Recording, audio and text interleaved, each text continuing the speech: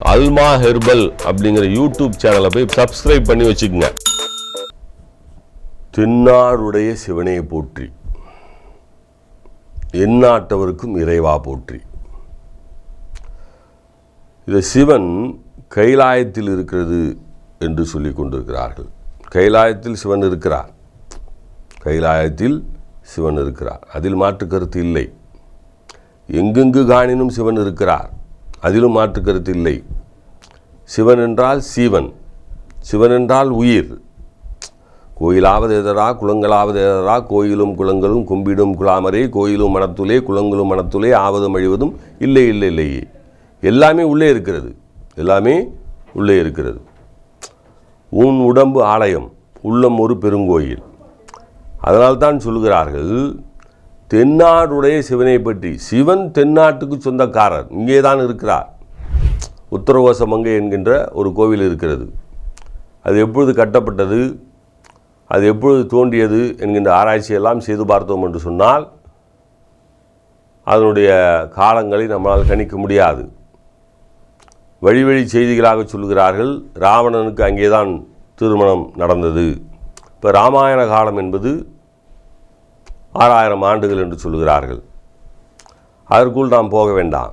நான் சொல்ல வருவது என்னவென்று சொன்னால், தமிழனுடைய பரந்த மனது, தமிழனுடைய பரந்த மனது.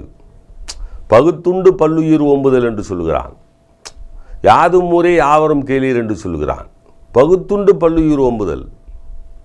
நீ எல்லா உயிரும் நன்றாக இருக்க வேண்டும் என்று நினைக்கிறான். வள்ளலார் சொல்லுகிறார், எல்லோரும் இன்புற்றிருக்க வேண்டுகிறேன், அனைவரும் நன்றாக இருக்க வேண்டுகிறேன் என்று சொல்லும் பொழுது நீங்களும் அதிலே வந்து விடுகிறீர்கள் என்று சொல்லுகிறார்கள். அதனால் நீங்கள் இறைவனிடம் வேண்டும் பொழுதே எல்லோரும் இன்புற்று இருக்க வேண்டுகிறேன் என்று சொல்லுங்கள் என்று சொல்லுகிறார்.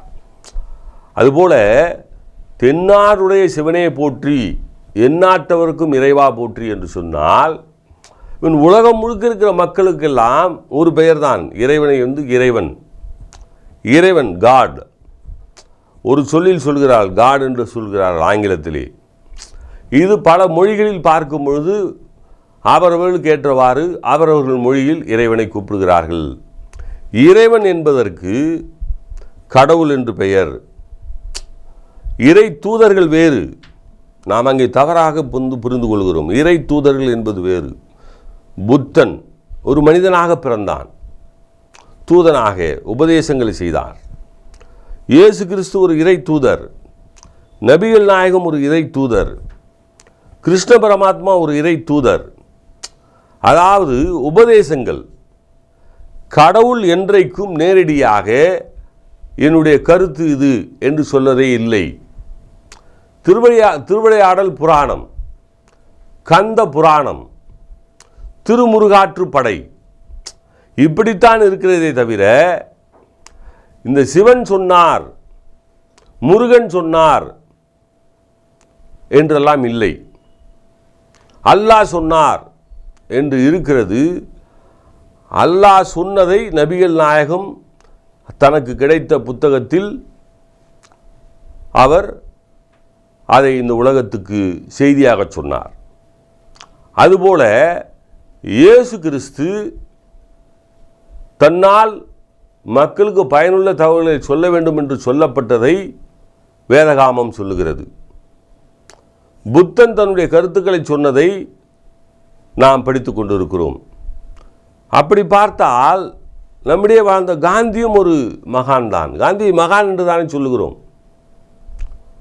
அவரை போல ஒரு வித்தியாசமான போர் முறையை உலகத்தில் யாரும் கொண்டு வந்திருக்க முடியாது. இன்னா செய்தாரை ஒருத்தல் அவர் நாண நன்னையும் செய்துவிடல். வள்ளுவத்தை மிக தெளிவாக படித்தவர் அவர். இன்னா செய்தாரை ஒருத்தல் அவர் நாண நன்னையும் செய்துவிடல். நீங்கள் உங்கள் எதிரியை புறக்கணியுங்கள். வரிகொடாத இயக்கம், ஒத்துழையாமை இயக்கம், உப்பு சத்தியாகிரகம் எல்லாவற்றுக்கும் ஒத்துழைப்பு தருவதில்லை. உனக்கு நான் வரி கொடுத்தால் தான் நீ என்னை அடிமைப்படுத்தி கொண்டே இருப்பாய், ஆனால் உனக்கு வரி கொடுப்பதில்லை. அந்நிய துணிகளை பகிஷ்கரிப்போம். நீ உற்பத்தி செய்யக்கூடிய துணிகளையெல்லாம் நான் வாங்கவில்லை என்று சொன்னால் உனக்கு வியாபாரம் நடக்காது, நீ நஷ்டமடைவாய், நீ இந்த நாட்டை விட்டு வெளியே போய் விடுவாய் இப்படி சிந்தித்த ஒரு மாமனிதன் தான் மகாத்மா காந்தி அவர்கள். அவர் சொல்லுகிறார், மனித பிறப்பில் நான் இன்னும் முறை அவதரிக்க வேண்டும் என்கிற நிலை எனக்கு இருந்தால் நான் தமிழனாக பிறக்க வேண்டும், என் தாய்மொழி தமிழாக இருக்க வேண்டும், தமிழில் உள்ள நூல்களெல்லாம் நான் படிக்க வேண்டும், அதற்கு எத்தனை பிறப்புகள் தேவைப்படுகிறதோ அத்தனை பிறப்பு எனக்கு இறைவன் கொடுக்க வேண்டும் என்று சொல்கிறார். ஏன் சொல்லுகிறேன் என்று சொன்னால், நான் சொல்லுகிறேனே, தென்னாடுடைய சிவனை போற்றி, என் நாட்டவர்க்கும் இறைவா போற்றி, தென்னாட்டுக்கு சிவன் போற்றி. என்னுடைய நாட்டுக்கு சிவன், ஆனால் எல்லா நாடுகளுக்கும் இறைவன், எல்லா நாடுகளுக்கும் இறைவன், காட் என்று ஆங்கிலத்தில் சொல்கிறார்களே, இறைவனை போற்றுங்கள் என்று சொல்லுகிறார்கள். இதுபோல தமிழில் மட்டும்தான் சொல்லியிருக்க முடியும், தமிழ் மொழியில் மட்டும்தான் சொல்லியிருக்க முடியும், தமிழனால் மட்டும்தான் சொல்ல முடியும் என்பதை என் அருமை தமிழ் மக்களே நீங்கள் நினைவில் வைத்து கொள்ளுங்கள். உங்கள் மொழி ஒரு பரந்துபட்ட உள்ளம் படைத்த மொழி என்பதை.